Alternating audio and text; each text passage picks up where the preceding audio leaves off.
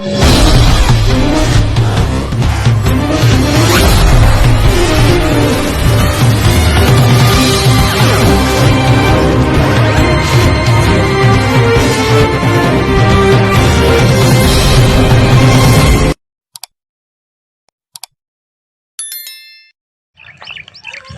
ito ako ngayon sa dati kong pinanghuhulihan ng isda.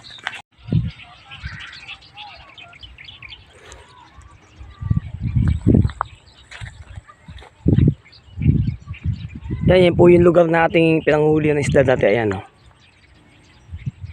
Pero ngayon, ayan, may ano na siya, may mga tanim na. Kamatis, ang gaganda ng sibol na kamatis. Ayan, oh. Ayan po. Yung sa kabilang yon ay kalabasa ang tanim sa kabilang yan. Ayan, oh. Tinaniman na po ng mga kalabasa. Ayan, oh, kita nyo naman.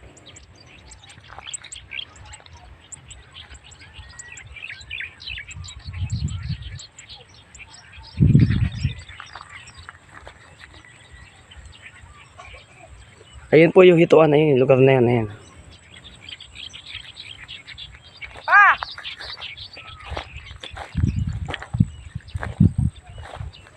Yan, dahil sa sobrang init ng panahon, kaya ginagawa ng paraan na madiligan yung mga kamatis dito. Ayan, kita nyo naman. Ayan, may mga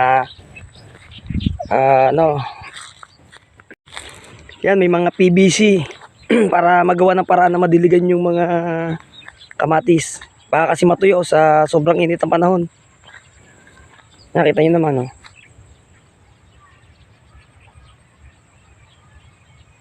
Nakita nyo, ang ganda ng ano, ng sibol ng ano, ng mga kamatis. Ayan, oh.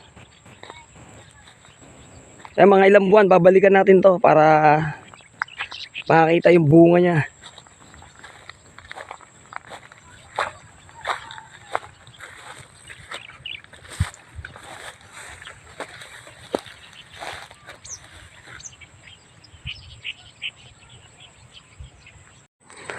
At dyan naman nakatanim yung mga upo. Ayan, upo. Ayan, upo. Ayan, yung lugar na yan. Upo. At yung sa kabila, kalabasa. Ayan, oh. Sa kabilang yun, sa may bandang dulo, kamatis dulo, yun, oh. Ang daming kamatis na tanim. Ayan, oh. Yan dati sa lugar na to, ang tubig ay kadibdib. Ayan, yan, oh.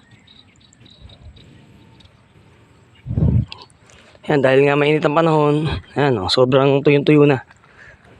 Tapos itong lugar na to, ayan, oh, taniman ng ampalaya. Ayan, oh. Ampalaya, ayan, oh.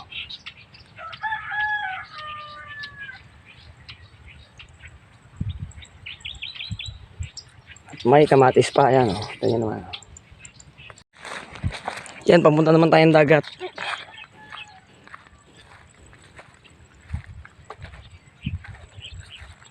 Yan, ang mga tanim naman dito ay upo. Upo, tapos ito, ayan, mga yan, sitaw, ayan, oh.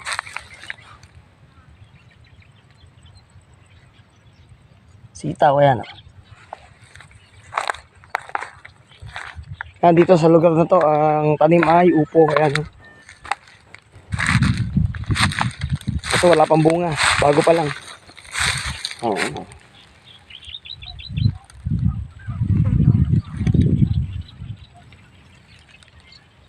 Upo po yan, upo.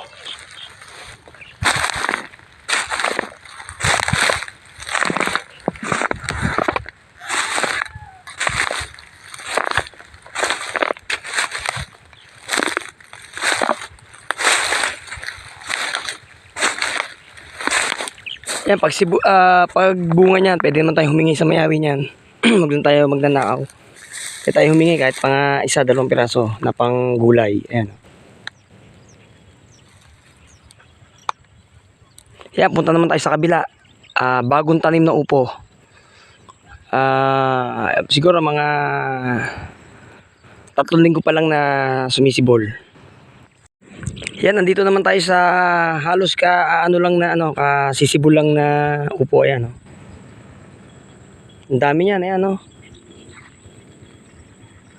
Hanggang doon po yan, ayan oh.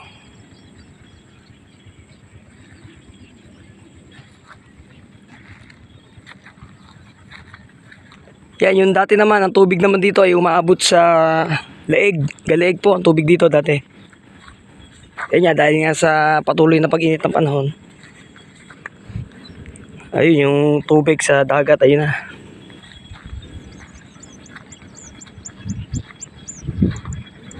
Yan, malaki din yung pakinabang ng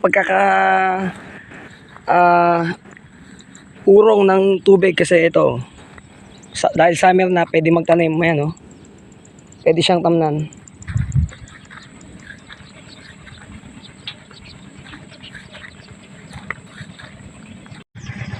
Yan, dito sa parting to ay puro kamatis naman. Ayun, medyo na iba-iba sa kabilang yung talong. Ayan oh. Ayan, kamatis po yung tanim dito. Ayan oh.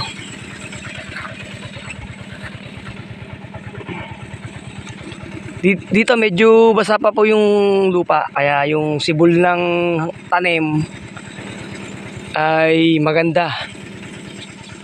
Kumbaga matataba yung ano niya, yung pinaka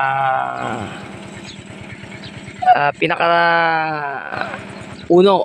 Ayan oh. Di lang po natin lang kung may pataba. Dito tayo, lapit tayo dito.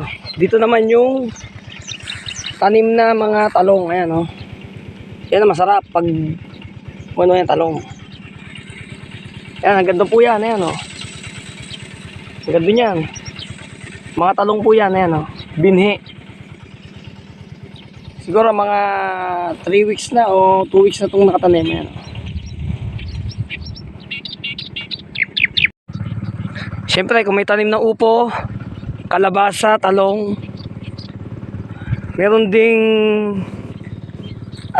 talbos ng kamote. Ayan, nakita nyo naman. Ayan, ang talbos ng kamote. Mula dito hanggang doon. Ayan, ayan, mula doon sa may tripod na yun hanggang dito. Ayan, oh. Talbos po ng kamote yan. Ayan, at dito sa parting to, ayan, oh, alokbate. Ayan, alokbate po yan. Ayan, alokbate. Yan, pwede sa balatong. Isasahog mo sa balatong. Ayan o. Alokbate po yan. Ayan o.